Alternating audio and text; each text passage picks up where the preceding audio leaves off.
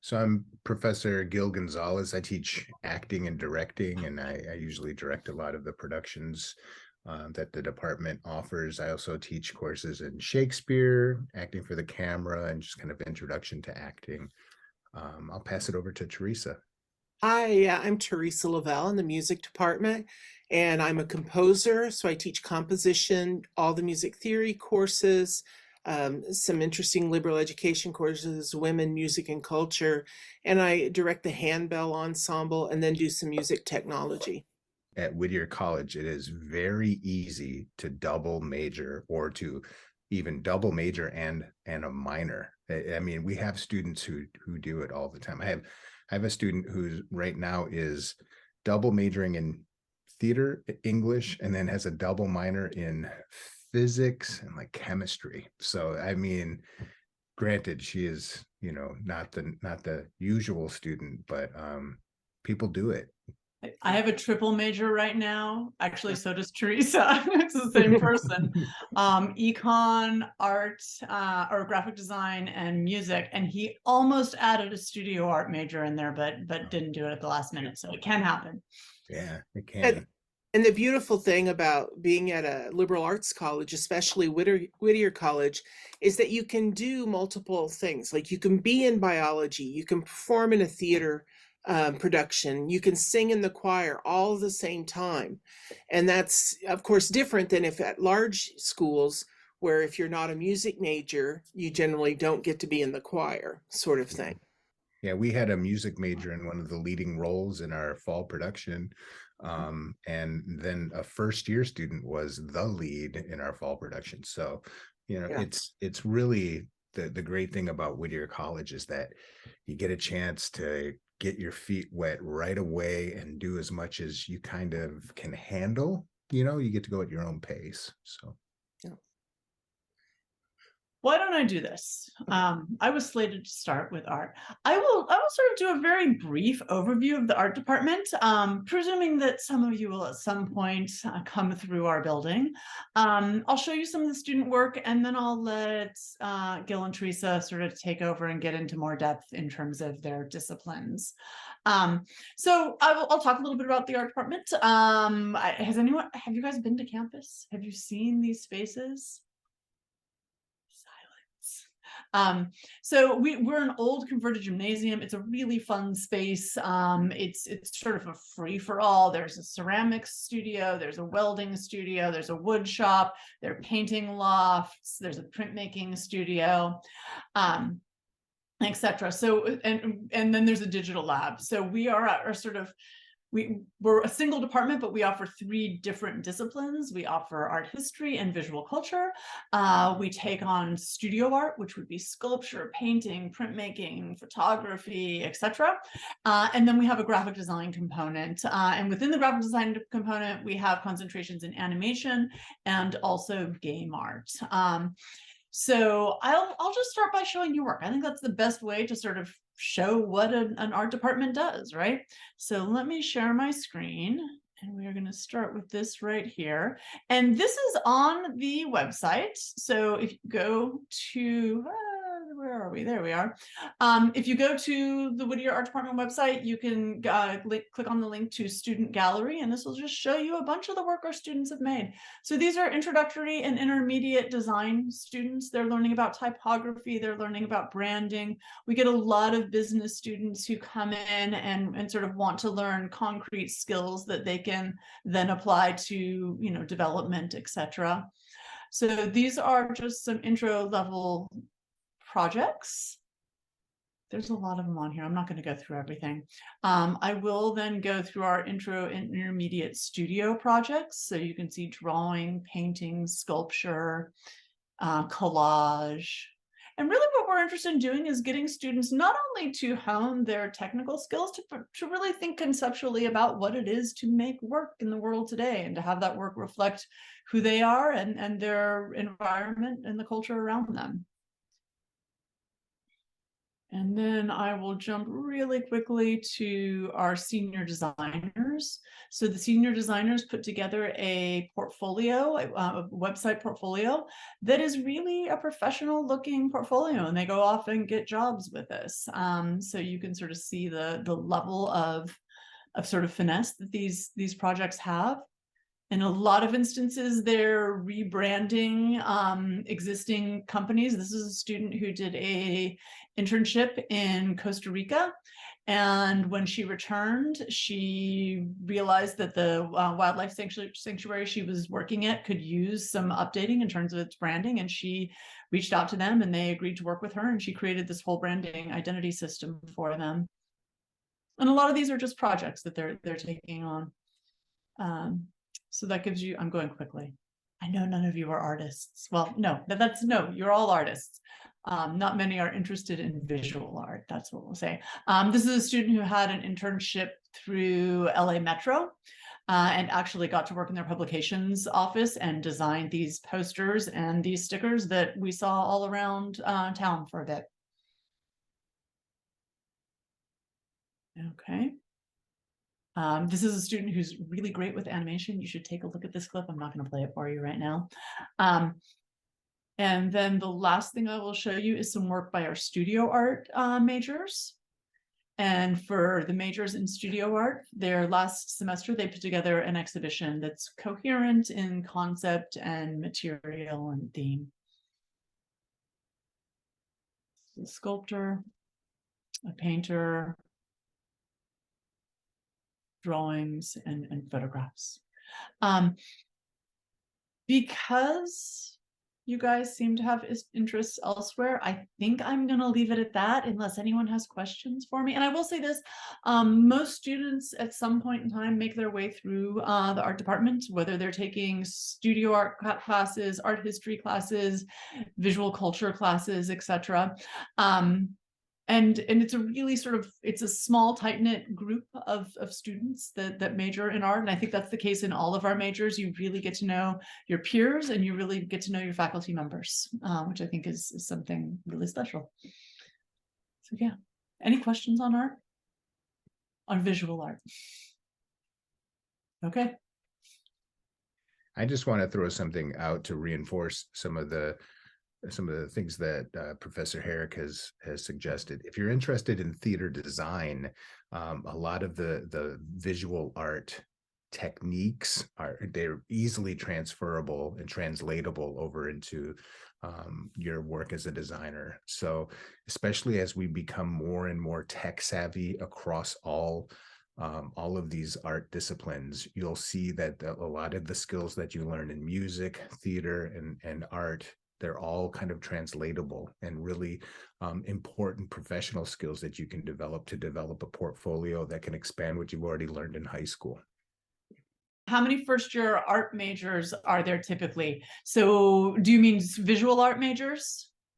Yeah. We don't know because students don't usually declare their major until after their sophomore year. So a lot of times we get a sense that, a lot of freshmen will come and say, I'm going to be an art major, right? But we don't actually tally them up or count them as an art major until they actually declare. I will say that in terms of graduates, we graduate, I'd say around 15 to 20 art majors. And then when I say art, I mean art and visual culture, studio art, visual art, etc., and art history, around 20 a year. So you can sort of work backwards from there. But again, a lot of students don't realize that they want to be an art major or that they can actually figure out a double. A lot of people think that it might be frivolous to major in art. So they'll start in business or biology or elsewhere and realize they really have this passion. And that they can work it into their schedule. It's very feasible to do. So we do get a lot of people who don't declare until sort of the end of sophomore year, even sometimes early junior year, when they realize they've taken all these classes, they're really enjoying it, and they can actually get a major out of it. So yeah, the intro classes are usually a mix of people who are interested in the major and people who are just sort of interested in taking the class. There's a lot of exploration that goes on freshman and sophomore year. I think that's what we want. It's a liberal arts school. We really want you to explore what's out there in terms of disciplines. There's so many disciplines that you probably haven't been exposed to in high school. and it's really just about exploration, I think. Do you want me to take over, Gil? Do music next? One thing I do also want to say about what Professor Herrick said is when they're talking about 15 to 20, that's the beauty of the liberal arts experience, is that your professors know you and you get to work one-on-one with them. And it's an experience that it'll really impact you for your entire life. I'm going to share my screen and do a little presentation here. Let's see. So the music department, Whittier, we've got four main full-time faculty, a couple part-time, and a bunch of artists in residence. Our director of choral activities is Alexandra Gabarchuk. She is absolutely amazing, likes to feature up and coming artists, many times various cultural composers that come in, and very interesting music, and she's super dynamic. They're getting ready to do a Southern California tour in a couple months, and they have several choirs. You do not have to be a music major to be in the choir. And part of the talent award, you could, get money towards your education by performing in the choir. This is me. So I teach the theory, composition, tech, handbell ensemble. And, I'm a composer actively working, and I teach composition lessons as well. We've got Professor Danilo Lozano. He does the musicology, ethnomusicology, music technology, music business, which I forgot to put in there, jazz and blues ensemble. And he's a 2-time Grammy Award-winning performer. Professor David Muller, music history, music theory, brass winds ensemble, a bunch of ensembles that you can be a part of. And then Professor Cesar Mejia, now he does our digital music production, multiple Emmy Award winning digital production artist.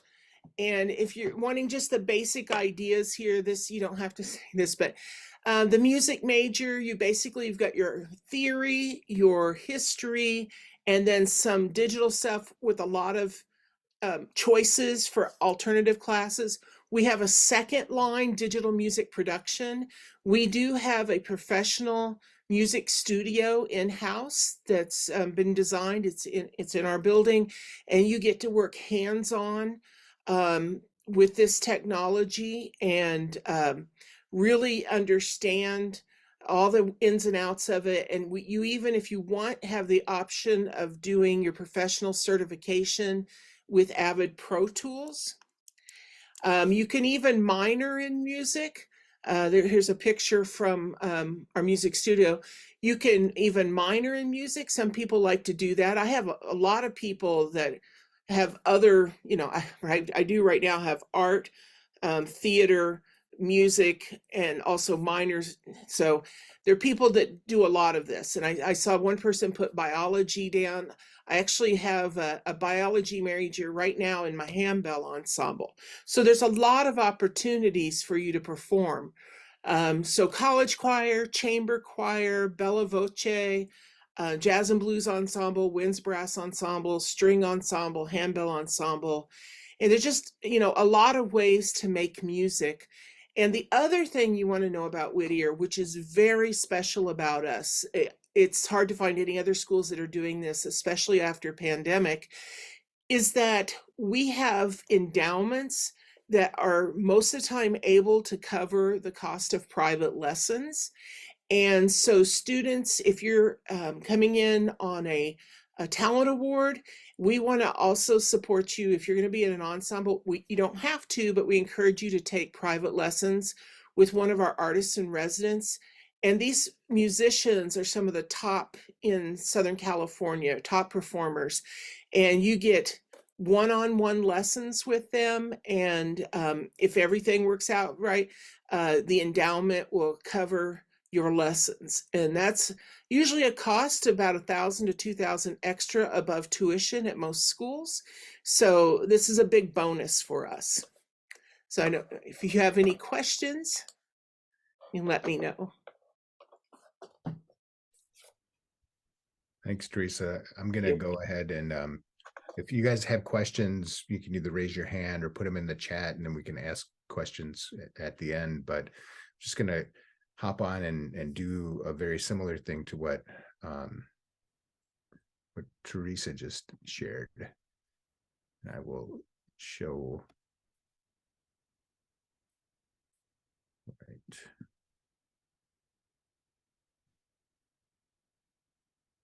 All right. So we're the Whittier College Department of Theater, Film, and Communication Arts, where you can major in theater, film, and within theater, you can do performance or design and technology. And then we have a film studies minor as well as a theater minor. This is me. The strange thing about this is we get to brag on our colleagues. So I'm not bragging on myself because I'll go onto my other colleagues. We have Professor Jennifer Holmes. She's currently on sabbatical, but she teaches a lot of our movement courses as well as directing. She directs our season production, and she will direct what we hope to be our spring 2024 musical. We haven't done a musical in quite a few years, but we're collaborating with the music department and Professor Grubarczyk to produce a musical. We haven't picked it yet. It's very complicated. We have to apply for rights, and we're a little early in the process, but Professor Holmes and Professor Grubarczyk are on the docket to do this. We also have Professor Katie Litticoat, who she teaches courses in acting and public speaking. She also directs for the department. She's a professional actor, a member of Actors Equity Association and Screen Actors Guild, and she's appeared on television shows like Desperate Housewives, Crossing Jordan. She's done quite a bit. So you can see we have a very talented faculty.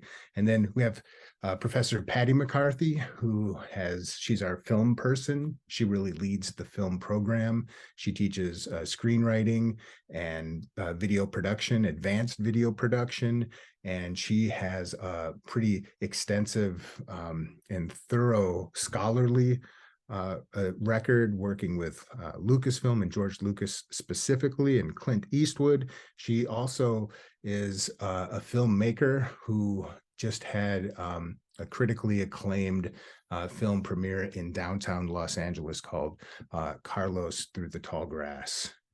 And then we recently have hired our new scene shop supervisor, and she oversees work study students as well as does some design work for the department. We have Shell Thompson, and we're happy to have her join. This is similar to what Professor LeVelle was talking about, just giving you a little bit of an understanding of what you will do as a theater major, right? We're training you to be professional artists. We're trying to give you the skills that you can use to be a professional artist, but you can also use these skills to be an educator, to be an entrepreneur. There's many different ways that you can move forward with a theater major, with an art major, and with a music major. These are the two tracks in theater, right? So these are some of the core courses here on the left. And, you can find this on the college website, so I won't go through every list. Plus, we try to tell you all the information you'll ever know, but we want you to have questions along the way. And then you choose from the performance emphasis or the design technology emphasis, if that's what you want to go through with theater. And then this is the minor. We have a lot of students tell us that they're going to minor, and then I suggest to them, you only need a few more classes to do the double major. So if you want to do that major in biology and you think you can't do the double major in theater, well, it's only about 3 more classes. So many of our students find that they were going to take those 3 classes anyway. So we just encourage them to at least entertain the idea of a double major.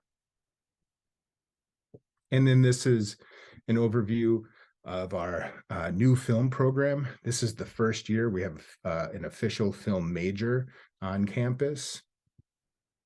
And then this is the actual major that you'll do. It's a combination of production, practical application courses such as, either public speaking or acting for the camera, learning about what it means to make films or make documentaries, right? And then what you can also do to translate those skills into directing for the stage, directing for the camera. And we kind of use this interdisciplinary approach to the film major.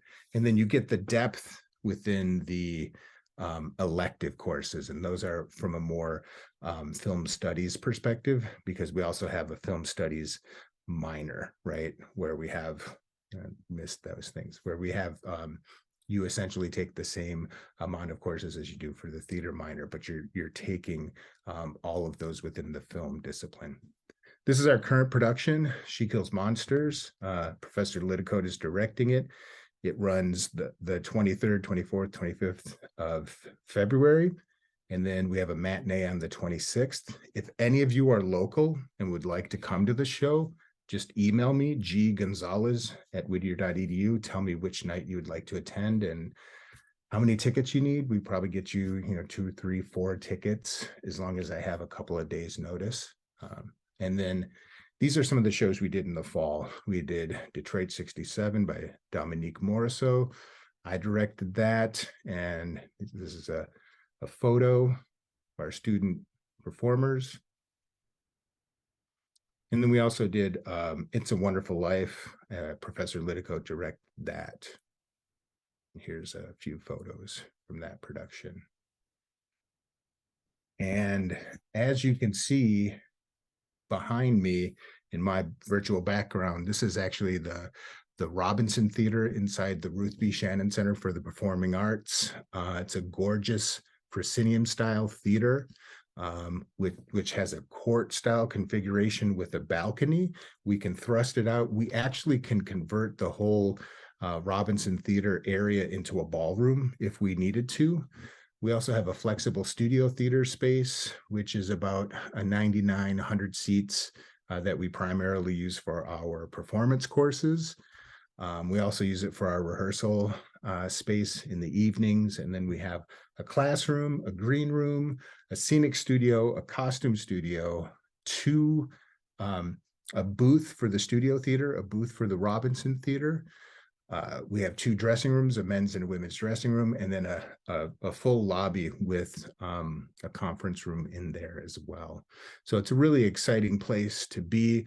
I know Professor LeVelle is working on some projects that'll eventually go into this space, hopefully starting next year, if not the early part, maybe towards the latter part of the academic year. But we're really excited to see kind of the building bounce back with the students, because I mean, we performers, right? Whether they're visual performing artists or music artists, we all need the space to display our work, and we're lucky to have 2 awesome theaters, and we have great colleagues that support the work. So I don't know if you have any questions, but that's my.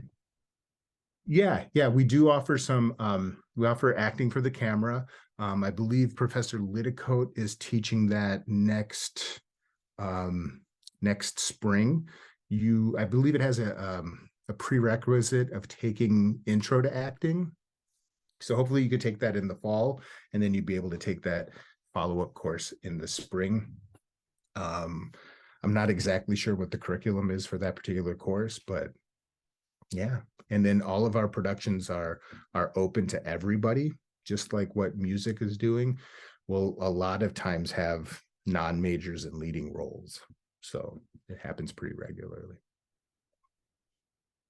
All right, so I am going to share my screen, and it's literally just the website for you all to take a look and see at everything that we offer here.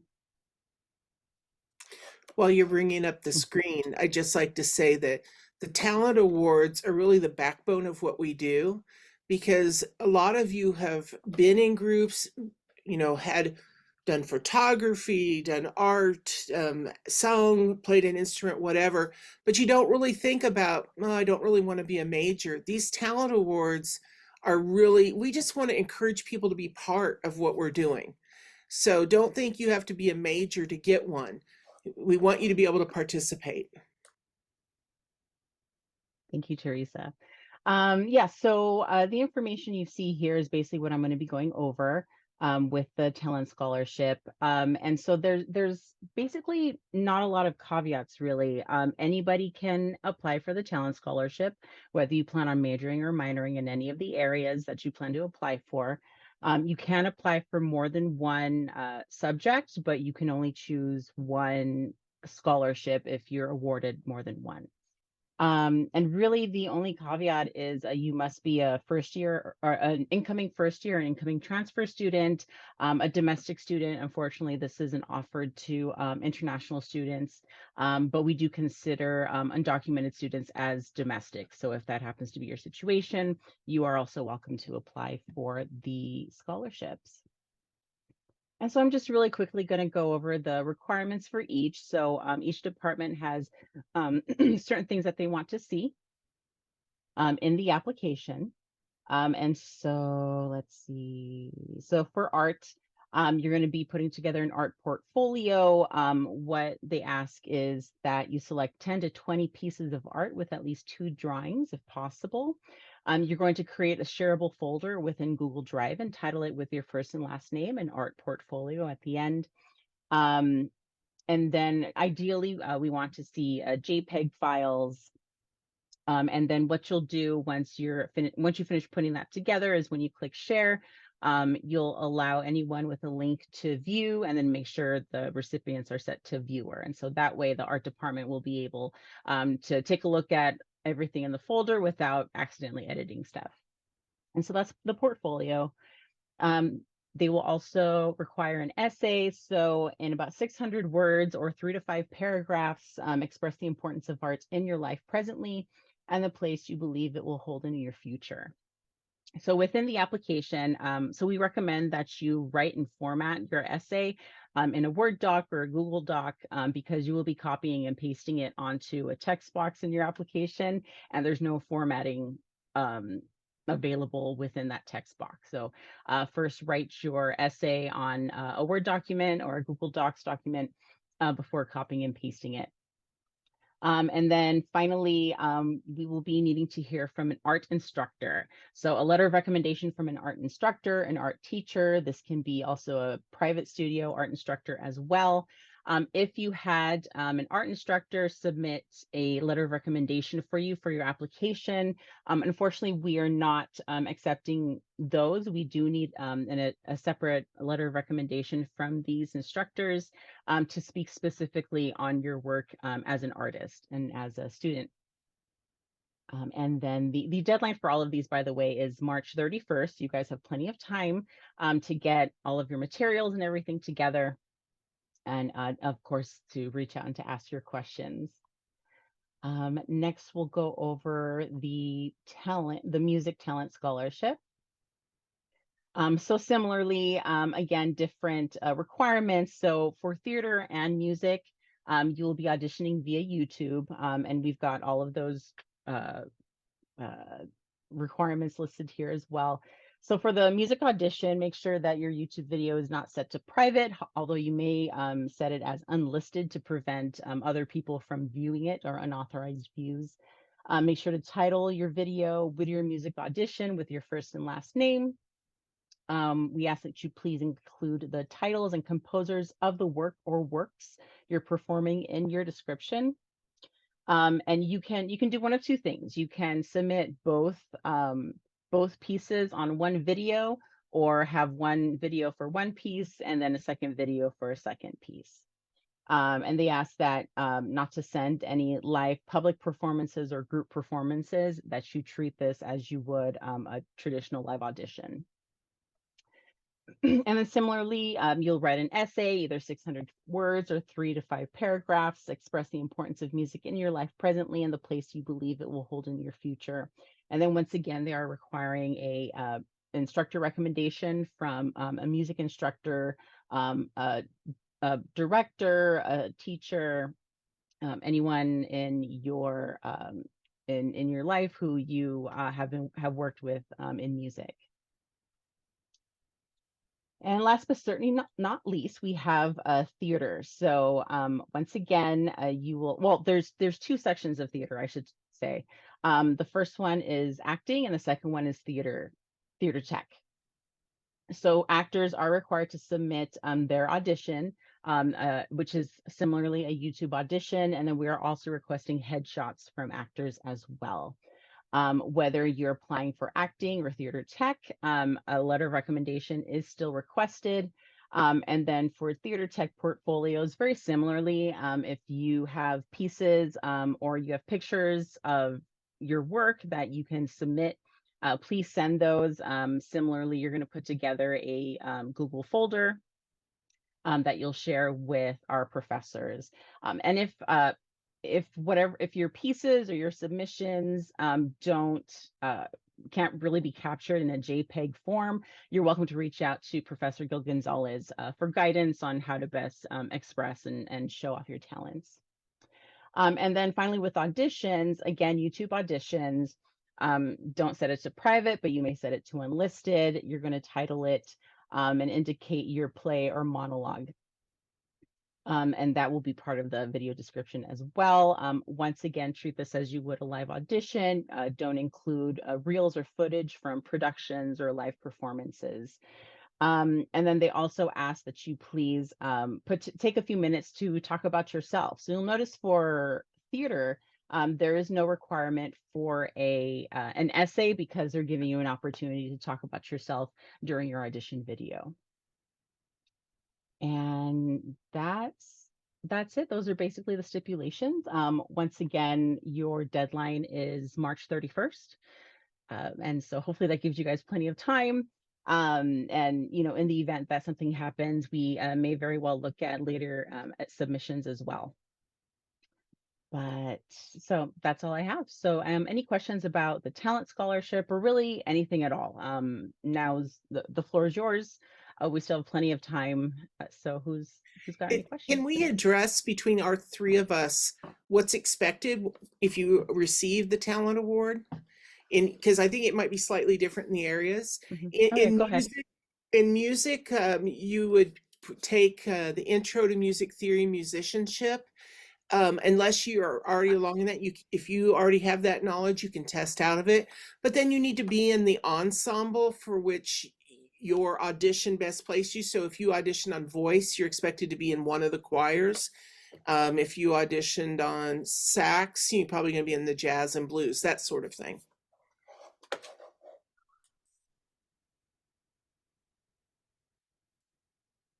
We'll go for art, but I don't know if it's relevant. You need to take art classes, basically. I think it's one art class a year. That's it. Most of our talent scholars end up taking a lot more than that. We just want you to be an active participant in the art department. When we have artist talks, we expect you to be there. But it's just sort of an informal commitment to really be a part of the department. Yeah, and I believe you have to take a course a semester and be involved in the productions each semester. Now, that doesn't mean that you have to perform or that you have to do a specific thing, but you have to be involved. So some of our students, their first semester, they'll take a course called Theater Practicum that takes care of taking a class, and then it gives you a particular crew assignment, or if you are a performer and you audition and are cast in the play, then that kind of satisfies it.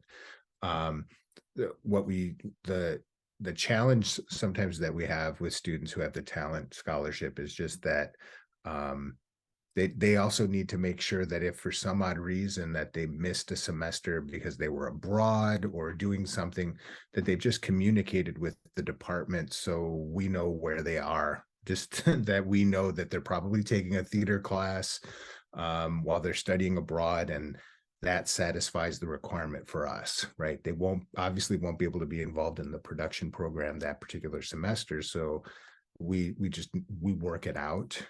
But communication is really important.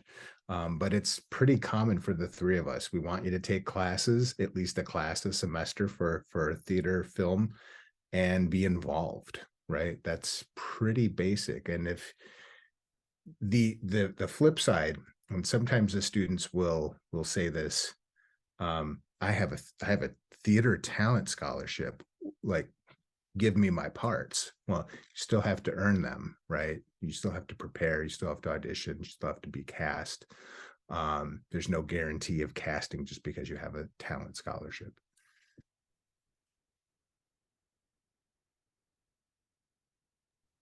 And I know there's some concerns too, especially for students coming in for theater and music. To be part of the major or minor, no audition is required. The only audition piece coming in would be for the talent scholarship. And there's a question in the chat that's probably for you. Thank you. Okay. Does the talent scholarship have a link to send the information, or do you send to a specific email? Oh, once you submit your application, you'll receive a confirmation email with the link to the talent recommender. So keep a lookout for your email. Once you click submit, you'll receive that information. So you can share. That's the link that you can share with your teacher or your instructor.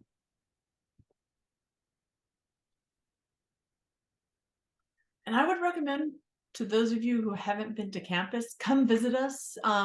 We can, all three of us, put our emails in the link here.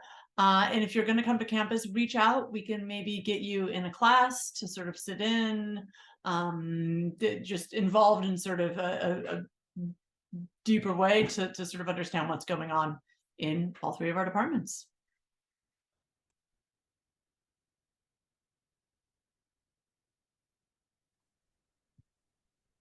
Thank you. I've also included links to the page that I was sharing earlier, as well as the scholarship itself. And so again, you can apply for more than one scholarship, but if you're offered more than one, then you can only choose one. Any other questions from anyone?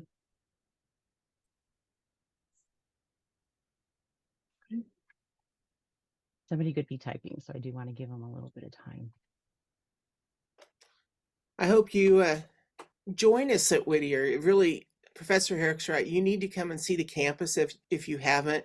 We're a very welcoming campus, and we really do care about our students and making sure that you have everything you need to succeed.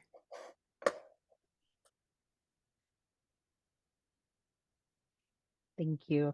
I've also shared an email address, admissionscholarships@whittier.edu. So whether you're applying for a talent scholarship, we also have a leadership scholarship as well. So any questions you might have about our individual scholarships, you're welcome to reach out to that email address as well. Is this group mostly local, or are people coming from all over? Just curious where you are. So Cool. yeah, you're all invited to the play if you want to come and see it. And then if you want to make a day of it, if you're thinking about music and art, you can always, arrange to drop into either anybody's classes with any of the three of us. We'll try to facilitate that. And then you could stay for the play in the evening, or maybe see a rehearsal and music if there's something that particular day. We're open to whatever works for you. And we have meal vouchers too. So if you really want to make a day of it and you want to have lunch on campus, just let us know and we'll take care of that for you. We can connect you with some students too in the departments. That's usually what I do. If we have a prospective student, maybe you're sitting in on a class and then you're also maybe having lunch with one of the current students. Okay, if that's it then, again, thank you all for coming. I think we might do another one of these in the next few weeks. And so if you see that pop up again, you're welcome to join again, or tell friends who you think might be interested as well about this too. And as always, we're all easily accessible. Just shoot us an email and we'll respond, of course. But once again, thank you all for attending. We really appreciate your time, and we hope to hear from and see you all soon.